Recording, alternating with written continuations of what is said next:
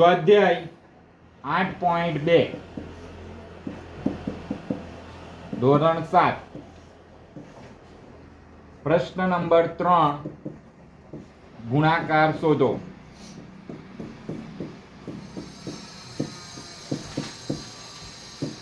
તો પ્રથમ દાખલો છે 9/2 ગુણ્યા ઋણ 7/4. એટલે આપણે જોઈ શકીએ છીએ કે બંનેનો છેદ કેવો છે?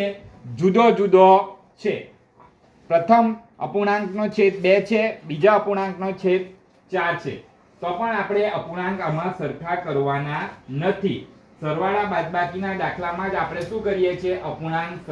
અપૂર્ણાંકનો છેદ સરખો કરીએ છે. બરાબર. તો આટલે શું કરવાનું? આપણે અંશનો અંશ સાથે ગુણાકાર. તો આટલે અંશમાં કોણ છે? તો 9 છે. 9 ગુણ્યા બીજા અપૂર્ણાંકમાં અંશમાં કોણ છે? તો ઋણ 7 છે, એટલે ઋણ 7 છેદમાં કોણ છે? તો 2 અને 4, તો 2 ગુણ્યા 4. તો 9 સત્તા તમને ખબર જ છે બધાને કેટલા થાય? તો 9 સત્તા 63 ને 4 2 વાર 8. આટલે જુઓ ગુણાકારનું ચિહ્ન છે, ગુણાકાર કર્યો છે એટલે આપણે આટલે શું જોવાનું છે કે ઓછાનું ચિહ્ન કેટલી વાર છે? તો ઓછાનું ચિહ્ન અહીં એક જ વાર છે. આથી જવાબ આવે આપણો ઋણ 63/8. જ્યારે આપણે સરવાળા બાદબાકીમાં દાખલા કરેલા ત્યારે આપણે શું જોતા હતા કે મોટી સંખ્યા આગળ જે ચિહ્ન હોય તે ચિહ્ન જવાબમાં આપણે મૂકતા હતા. પરંતુ આટલે આપણે ઋણ ચિહ્ન કેટલી વાર છે તે જોવાનું. તો ઋણ ચિહ્ન અહીં એક જ વાર છે, માટે ઓછાનું ચિહ્ન. ને જો 2 વાર હોય તો વત્તાનું ચિહ્ન.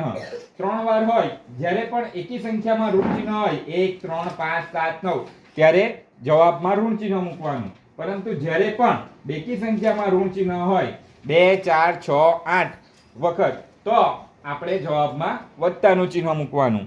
હવે આપણે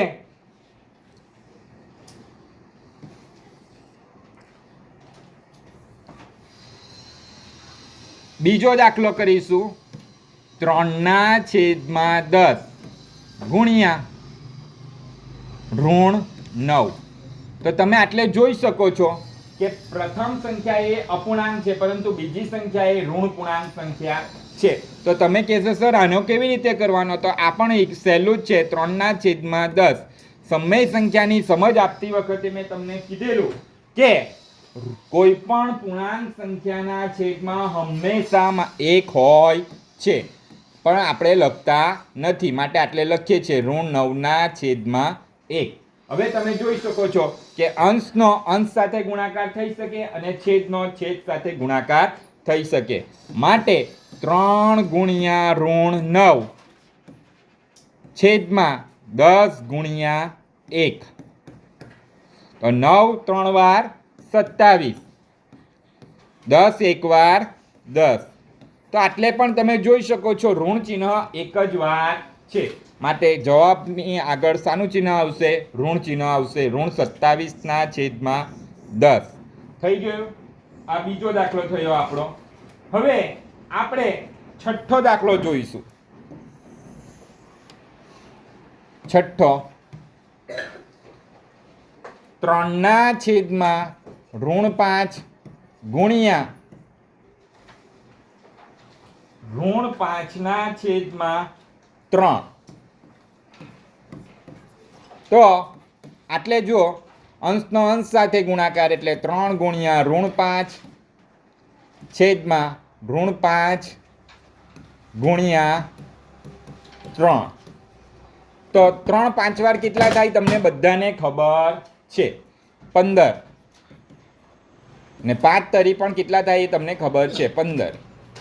તો આટલે ઓછાનું ચિહ્ન કેટલી વાર છે? 2 વાર છે.